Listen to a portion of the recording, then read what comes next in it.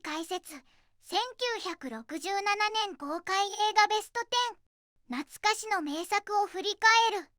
1967年って、映画史にとってもすごい年だったんですね。映画業界にとっては、どんな年だったのか気になりますよね。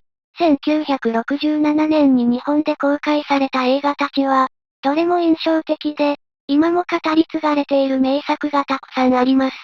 例えば、あのスパイ映画の金字塔007は二度死ぬや、興奮を誘う西部劇夕日のガンマン、そして大泥棒が大暴れするパリの大泥棒など、ジャンルもバラエティ豊かです。その通りだぜ、レイム。1967年は、日本映画にとっても新しいスタイルが生まれた年でもあったんだ。しかも、海外映画も日本で公開され、観客を魅了した映画がたくさんあったんだ。名作映画たちが、今の映画界にも大きな影響を与えたことを考えると、本当にすごい時代だったんだよ。本当に映画って時代を反映するものだなって思います。今回はその1967年に日本で公開された映画の中から、厳選した名作をランキング形式で紹介します。懐かしの名作を振り返りながら、当時の映画の魅力に迫っていきましょう。第10位、さらばベルリンの日。第10位は、さらばベルリンの日です。映画のタイトルからして、すごくドラマチックで切ない雰囲気を感じますが、どんな内容だったのでしょうか？さらばベルリンの日は、第二次世界大戦後のドイツを舞台にしたスパイ映画だぜ。映画は、ドイツ国内でクーデターを企てるネオナチの動きを追っていくんだ。ネオナチの主導者であるオクトーバーという男が、その陰謀を進めているんだけど、イギリス諜報部員のクイラーが彼を追い詰めるんだよ。なるほど。クイラーはネオナチを追って、色々と調査するんですね。どんな事件が起こるんですか？そうだな。クイラーの任務は、ネオナチの本拠地を突き止めること。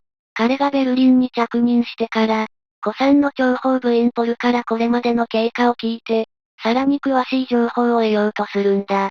しかし、情報を得るためにベルリン郊外の学校に足を運ぶんだが、そこで美人教師インゲと出会って、二人の間に友情が芽生えるんだ。それから二人はどうなったんですか？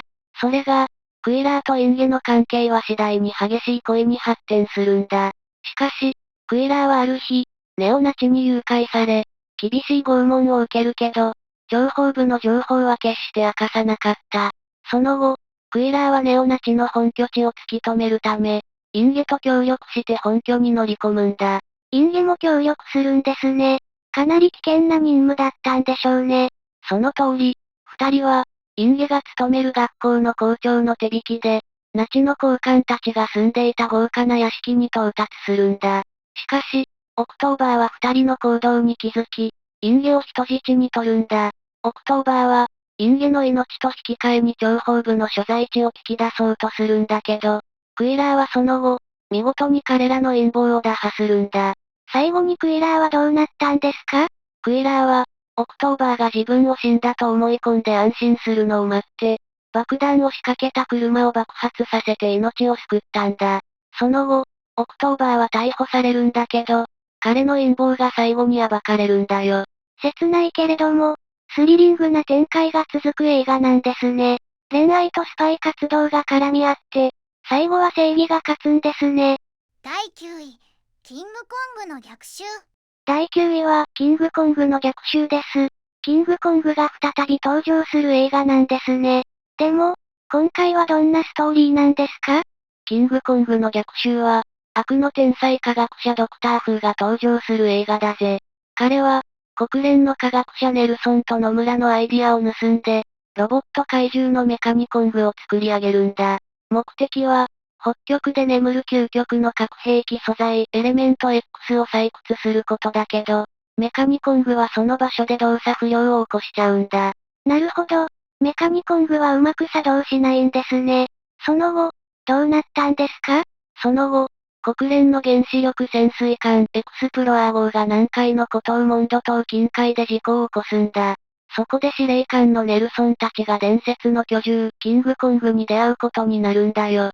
キングコングは上院のスーザンに強く興味を持つんだ。スーザンに興味を持ったキングコング。そしてその後、悪の女工作員マダムピラニアが登場しますが、何を企んでいるんですか？マダムピラニアはドクター風に本物のキングコングを使ってエレメント X を採掘しようと提案するんだ。キングコングは催眠術をかけられて北極で働かされるけど、すぐにその催眠が解けてしまうんだよ。キングコングが怒って逃げ出しちゃうんですね。その通り、キングコングは怒りを爆発させて、北極基地から逃走するんだ。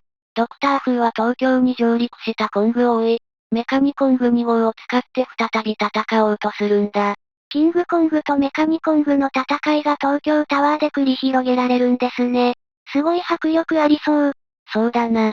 キングコングとメカニコングの激闘が東京タワーで繰り広げられるんだけど、最終的にはスーザンがコングを助け、メカニコングを倒すんだ。そして、ドクター風とその部下たちはキングコングに沈められ、コングはスーザンの呼びかけを聞いてふるさとの島へと去っていくんだ。壮大なバトルの末、キングコングが勝利して、最後は悲しいけれども自由を取り戻すんですね。第8位、戦艦ポチョムキン。第8位は、戦艦ポチョムキンです。名前からして壮大な戦争映画だと想像しますが、どんな映画なんでしょうか？戦艦ポチョムキンは、1925年に公開されたソビエト映画の名作だぜ。監督はセルゲイ・エーゼンシュテインで、映画史上でも非常に影響力のある作品なんだ。この映画は、1905年のロシアの戦艦ポチョムキンで起きた反乱を描いているんだ。1905年のロシアで起きた反乱というと、歴史的に重要な事件なんですね。映画では、どのようにその反乱が描かれているのでしょう？この映画は、戦艦ポチョムキンの乗組員が過酷な待遇に耐えきれず反乱を起こすところから始まるんだ。その反乱は、ロシア全土に波及し、民衆の闘志をかき立てるんだよ。特に有名なシーンは、オデッサの会談という場面で、そこで市民と軍隊の衝突が描かれているんだ。ああ、オデッサの会談のシーンは映画史においても非常に有名ですよね。どんな内容なんでしょう？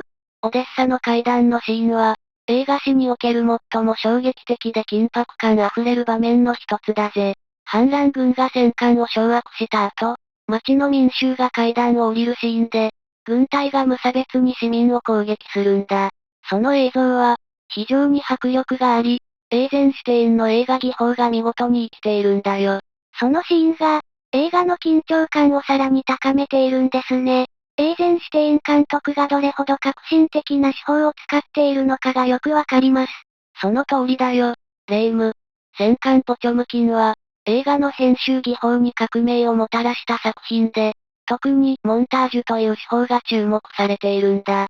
この映画は、ストーリーを進めるためにショットを巧みに組み合わせ、視覚的に強い印象を与える方法を初めて大々的に使用したんだ。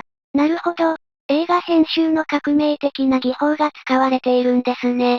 それが映画史においてどれほど大きな影響を与えたかがよくわかります。そうだぜ、レイム。この映画は単なる歴史映画にとどまらず、映画そのものの進化に大きな貢献をした作品なんだ。それに、ポチョムキンの反乱が民衆の反乱の象徴として描かれ、社会的政治的メッセージが強く込められているところも魅力的だな。第7位、グランプリ。第7位は、グランプリです。レース映画ということで、迫力満点の展開が期待できますが、どんなストーリーなんですか？グランプリは、F1 レースを舞台にした映画で、レースの合間に繰り広げられるドライバーたちの人間ドラマにも焦点を当てているんだ。物語は、モナコグランプリでの大事故から始まるんだよ。アメリカ人レーサーのピート・アロンが事故を辛くも乗り越えるけど、その事故の責任を負わされてチームから解雇されちゃうんだ。事故で解雇されるんですね。でも、アロンはその後どうなったんですか？アロンは日本のヤムラチームと契約し、第3ドライバーとして新たに挑戦を始めるんだ。彼は見事に結果を出して、ワールドチャンピオン争いに名を連ねる活躍を見せるんだよ。アロンと競い合うドライバーたちが登場するんですね。どんな人物たちなんですか？アロンのライバルには、3人の有力ドライバーがいるんだ。まず、フェラーリチームのエースでワールドチャンピオン経験があるジャンピエール・サルティ。次に、サルティのチームメイトで、二輪グランプリの元王者の2位のバルリーニ。そして、開幕戦で負傷しながらもカムバックしたイギリス人のストッダードだ。それぞれ個性のあるドライバーですね。でも、レースの間に男と女のドラマも描かれているんですね。そうなんだ。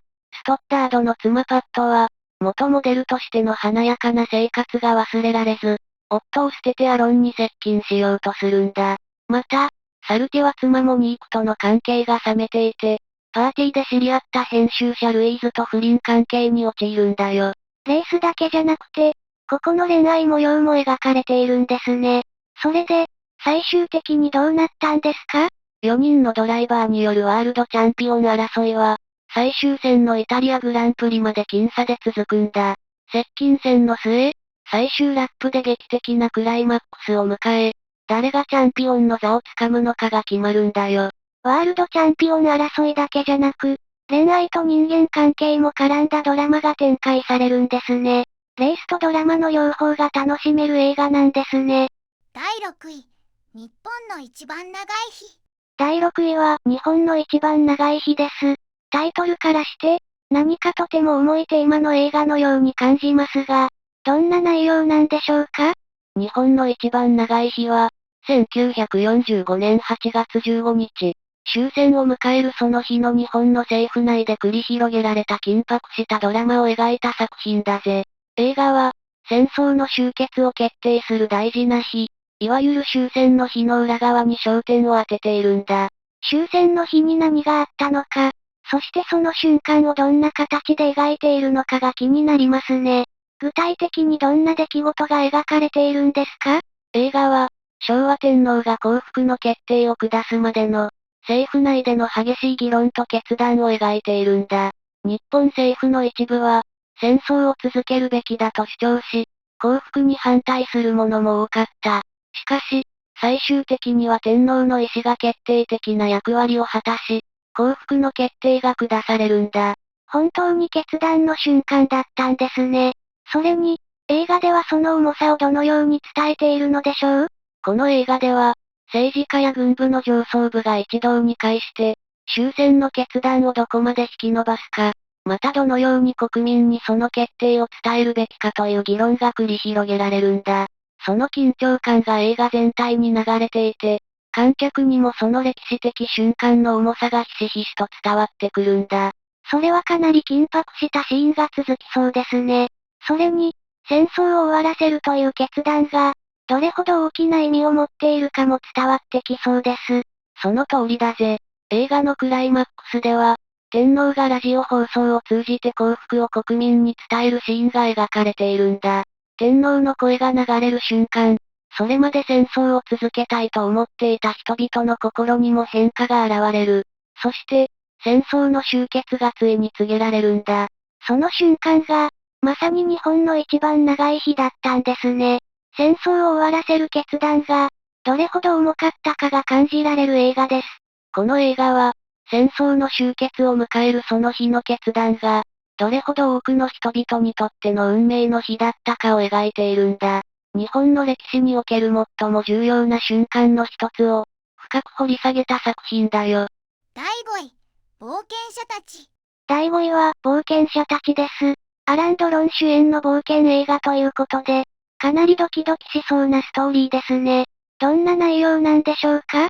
冒険者たちは、自動車技師ローランと彼の友人でパイロットのマヌーが、様々な困難を乗り越えながら冒険を繰り広げる物語だぜ。最初は、凱旋門をくぐり抜けて撮影するという危険な企画に挑戦するんだけど、結局失敗して、マヌーはパイロットライセンスを失うんだ。最初からかなりの波乱があったんですね。でも、これはただの冒険映画じゃないんですね。その通り、ローランの廃車置き場に、前衛彫刻家の歴史屋が現れ、三人の関係が複雑になっていくんだ。歴史屋は、批評家たちに酷評されて絶望するんだけど、マヌーとローランは、彼女と共に新たな冒険を始めるんだ。歴史屋が絡んでくることで、男たちの関係も変わっていくんですね。それで、物語はどんな展開になっていくんですか？ある日、マヌーがベルタンから、今後動乱で金持ちの飛行機が財宝を積んだまま墜落し、海中に沈んでいるという儲け話を聞き出すんだ。そこで、ローラン、マヌー、レキシアの3人は、今後にわたり、財宝を探し始めるんだよ。財宝を探しに今後へ。それは大冒険ですね。でも、途中でどんな困難が待っているんでしょう？冒険の途中で、沈んだ飛行機を発見し、財宝を手に入れることができたんだが、そこに現れたのは義物の沿岸警備隊だった。実は彼らは外人部隊の生き残りで、財宝を狙っていたんだ。銃撃戦となり、レキシアが命を落としてしまうんだよ。悲劇的な展開ですね。それでも、二人はその後どうするんですか？二人は、レキシアの遺産を届けるためにフランスの海辺にあるシャラント地方を訪れるんだ。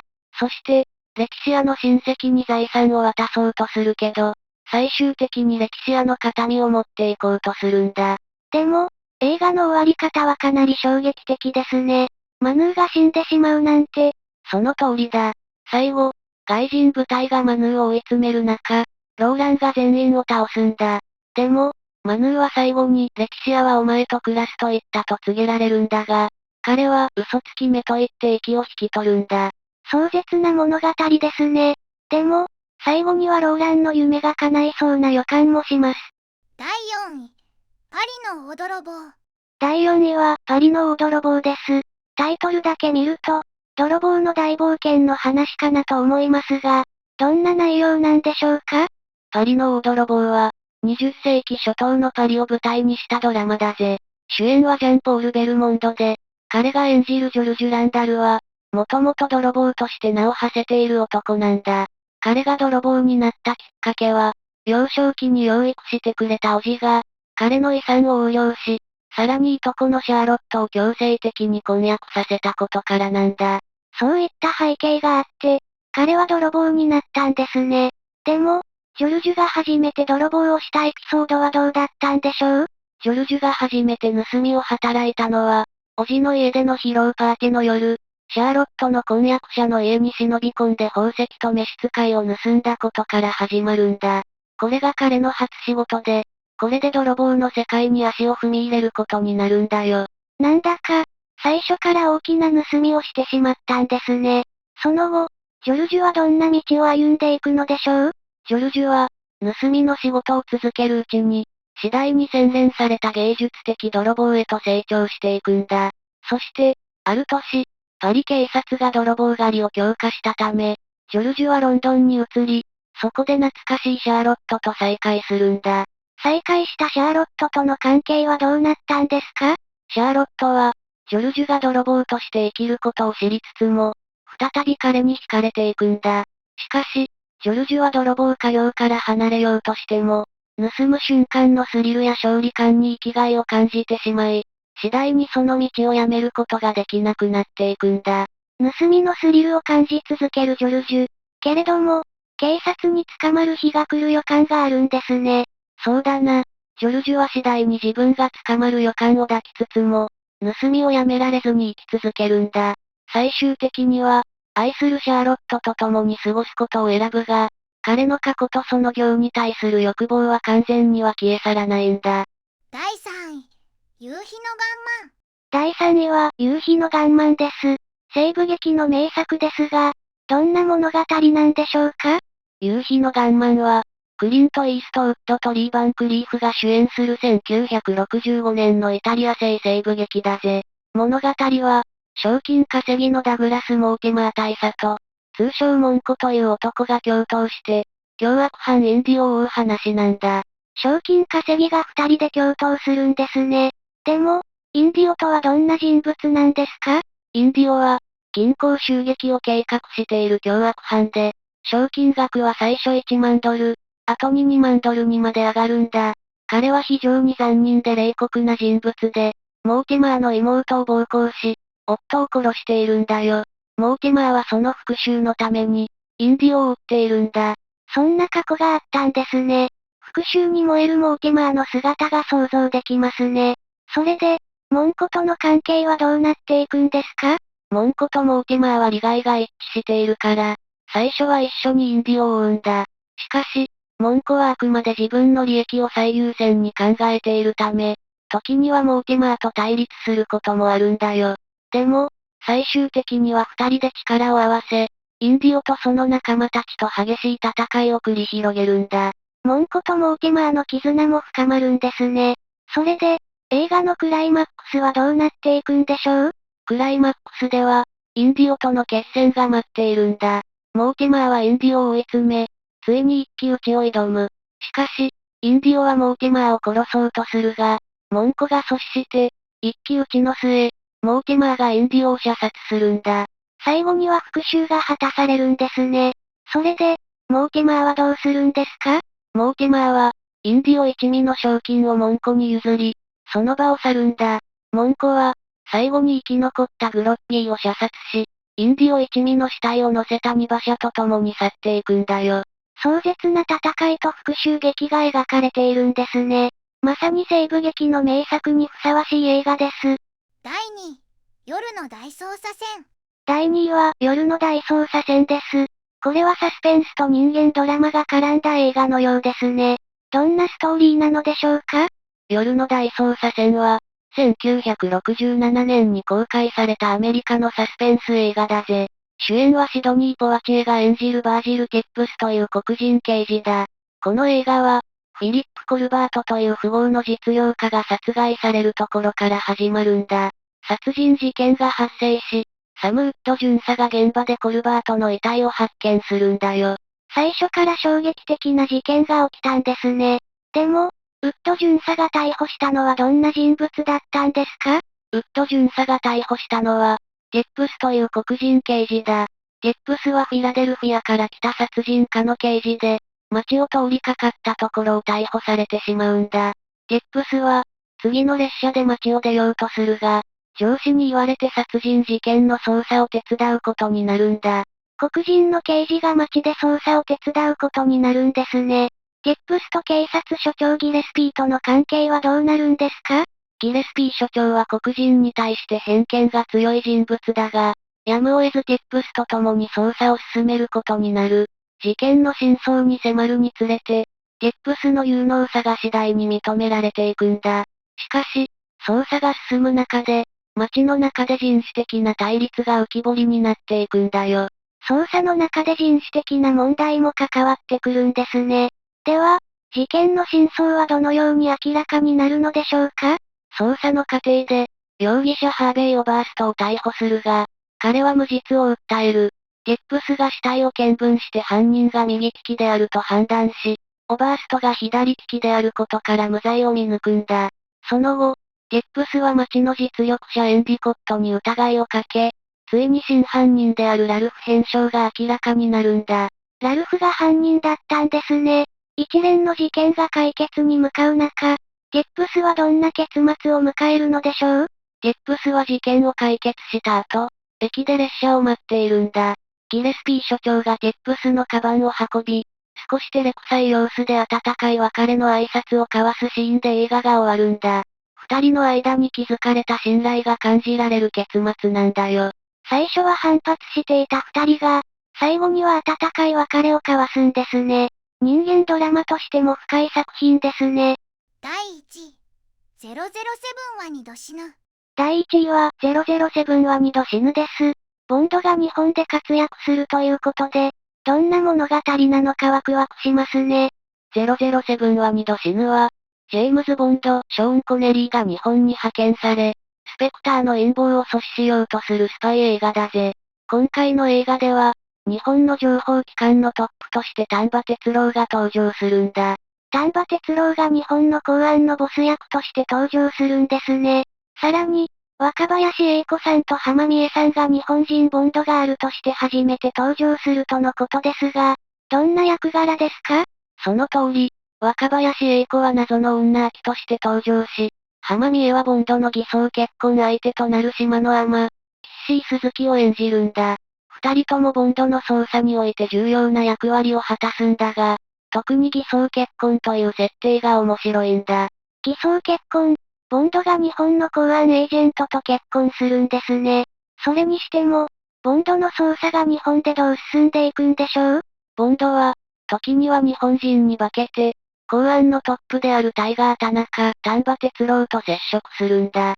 田中の移動手段が丸の内線の専用車両という、ちょっと高等無形な描写があったり、さらに公安の特殊部隊が忍者だったりするんだ。まさに非現実的でユニークな要素が満載なんだよ。忍者、ボンドの世界も、日本らしさが加わってますね。ボンドがどんな冒険を繰り広げるのか、ますます楽しみです。まさにその通りだぜ。日本の公安が持つ特殊な要素を活かしたアクションシーンも見どころなんだ。ボンドは、偽装結婚を利用して捜査を進めるんだが、その過程で様々な困難に直面するんだよ。ボンドが日本の特殊な状況でどんな戦いを繰り広げるのか、かなりスリリングですね。でも、ボンドの偽装結婚や、得意な移動手段も含めて、かなりユニークな描写ですね。映画全体にちょっと非現実的な要素を加えたことで、普通のスパイ映画とは一線を画しているんだ。それに、ボンドがどんな風にこの高等無形な状況を乗り越えていくのかも、観客の興味を引くポイントだぜ。総評またはまとめ。1967年の映画は、どれも個性豊かで素晴らしい作品ばかりでしたね。特にアクション映画やスリラー、そして西部劇など、ジャンルの多様さに驚かされました。そうだな、レイム。1967年は、映画が一層多彩になった年だった。夕日のガンマンや007は二度死ぬなどのアクション映画は、スリリングでエンターテインメント性が高かったし、パリの大泥棒のようなユニークな作品も生まれたんだ。それに、1967年は新しいジャンルや映像技術が登場し、映画がどんどん進化していった時期でもありますね。スリリングな展開やカラフルなキャラクターが、映画ファンを魅了しました。そうだね。時代背景や社会情勢を反映させた作品も多く、その中で映画がただの娯楽ではなく、メッセージを伝える手段としても機能していたんだ。特に、社会の変化を映し出す映画が多かった年でもあったよ。1967年の映画は、単に楽しむだけでなく、深いメッセージや考えさせられる内容も多かったという点で、後に名作として語り継がれる作品がたくさん生まれた年だったんですね。最後までご視聴いただきありがとうございました。これからも役立つ情報をお届けいたしますので、チャンネル登録と高評価をよろしくお願いします。コメント欄でご意見や質問もお待ちしています。それではまた次回お会いしましょう。バイバイ。今日も一日良い日で、またね。